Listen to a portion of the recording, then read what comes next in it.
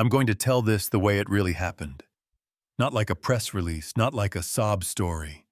Just a man talking to you across a table at midnight, hands around a cup of coffee that went cold while the truth got warm, you know what I mean?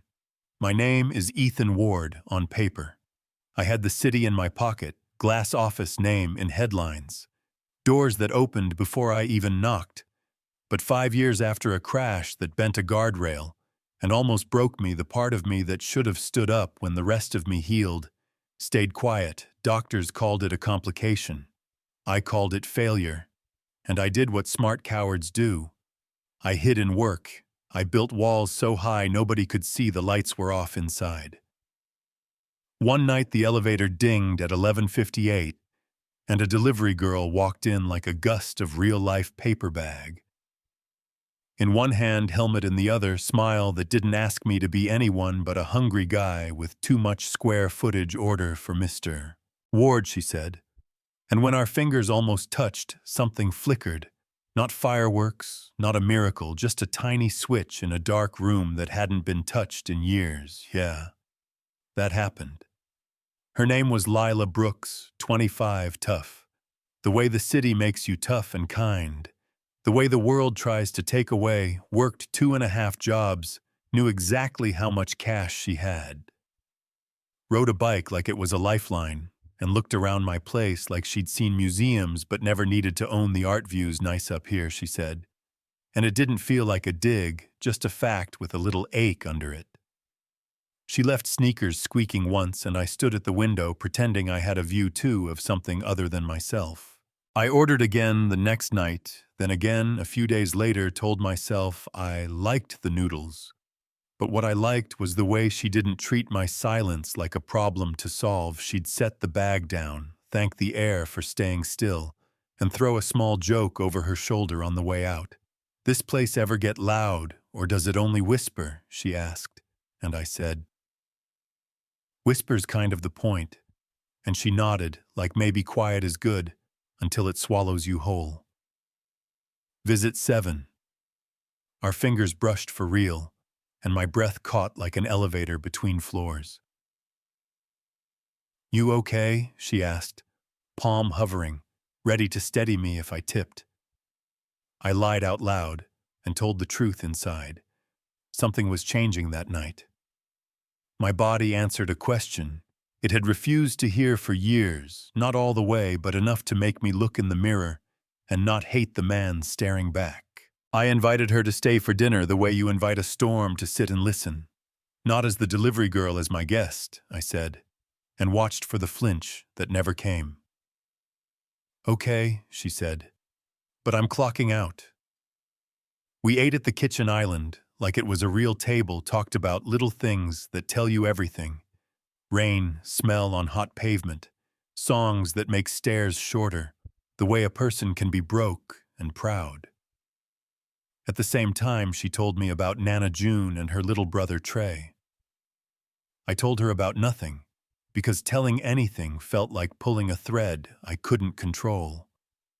Then she touched my chest, mid-laugh, the easy kind of touch people do when they trust you to be gentle, and I covered her hand with mine, and the room got simple, just 2 people in a box of glass and light. "Lila," I said, not like a line, like a prayer with its shoes off, and she leaned in slow enough for me to stop it. I didn't. The kiss was quiet, then, sure, like a machine finally humming the way it was designed to. I excused myself to the bathroom, because I didn't want to cry on a first dinner. Stared at a stranger in the mirror, and heard the same hum under my ribs. When I came back, she was by the window. Staring at the city, beating like a second heart. "I don't know what this is," she said, "but I can't pretend I didn't feel it." So I told her the part I'd never risked on anyone. The hospital and the specialists, and the way desire packed a bag and left me a note that said, "Don't wait up." I watched for pity. It didn't show. She took my hand and asked, "Is that why you live up here? Like it's a moon base? Because you think you're less?" And I nodded, because I was done pretending I was more. We built a small world after that, paper plates, better coffee, bad jokes. Her shifts timed to my appetite like tides. My walls learning how to have doors again. My sister Camille showed up one afternoon and met Lila carrying soup like a peace treaty. Camille's lawyer voice dropped from 10 to 6 as she asked who Lila was. To me and who I was to Lila, she knows me, I said, which was true and not true. Does she know you're the Ethan Ward who can move markets by sneezing?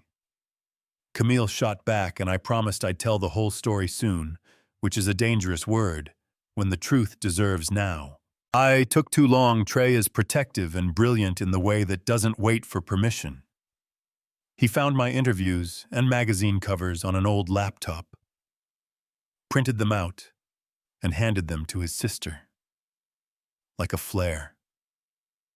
When Lila came by, she didn't step inside, stood by the elevator, like it was the only thing holding her up. Were you ever going to tell me? She asked, voice careful, disappointment and hurt woven tight. Or was this just a vacation for a bored, rich guy? I started explaining. And explanations are slow bandages on fast wounds. Everything I said was true and useless at the same time. She listened, until listening hurt more than leaving.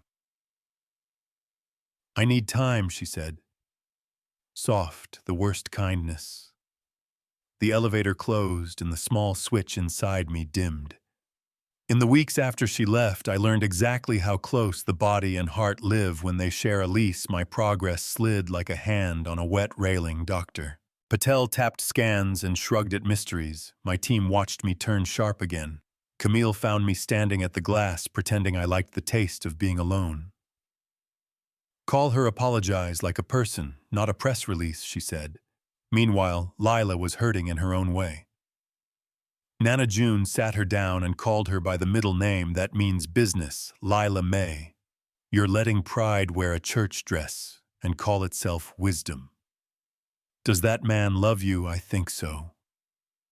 Do you love him? And after a silence that measured more than time, I do. Then stop pretending.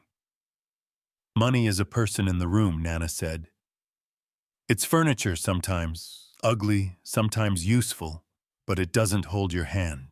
Lila did something brave. Then she decided if we were going to try again, it had to be on ground we could both stand on, not as the delivery girl and the billionaire, but as two people with names and work. Camille, to her credit, set an interview at my company without telling me. Client relations, a role built for someone who listens, solves, makes people feel seen, Lila studied.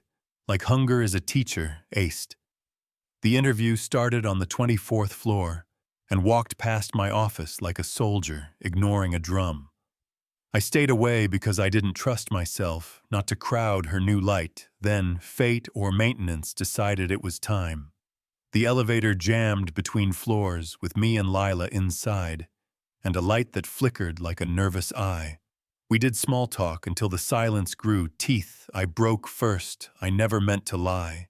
I just wanted to be a man in the room, not a brand, not a bank account.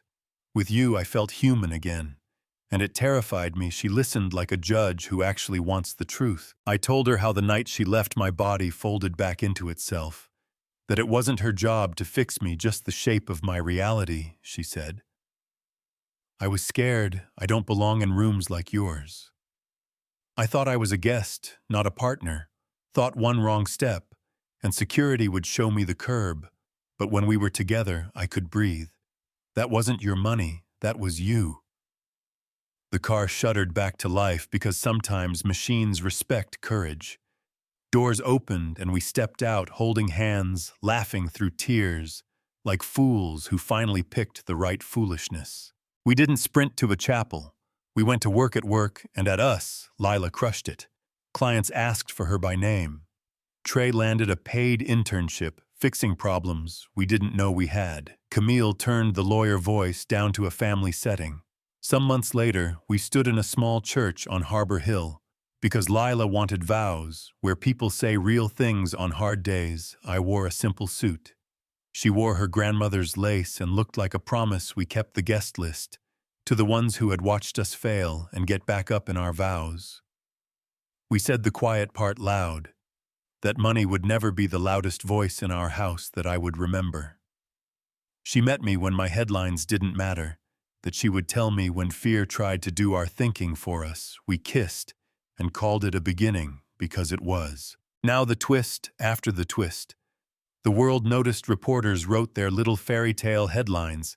Strangers argued about whether she leveled up or I married. Down boardrooms watched me softer. Like love might make me weak, her block watched her sharper. Like money might make her mean, we learned to sleep near the train tracks of noise. You never don't hear it.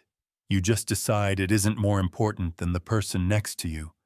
And on the worst days, I still ask if I would have found my way back without her. On the best days, I know the better question. Would I have wanted to? So here's where I hand it to you, because you're part of this now, whether you meant to be or not. If you've been told you're too much or not enough, if someone measured you by job titles or zip codes, or what your body couldn't do this year, tell me who gave them that ruler and why they still get a vote.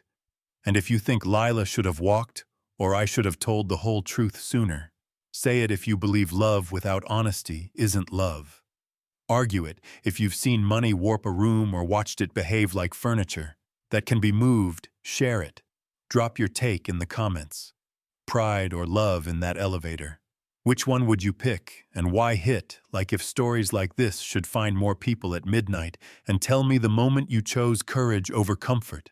Because when the door finally opens, what do you do next?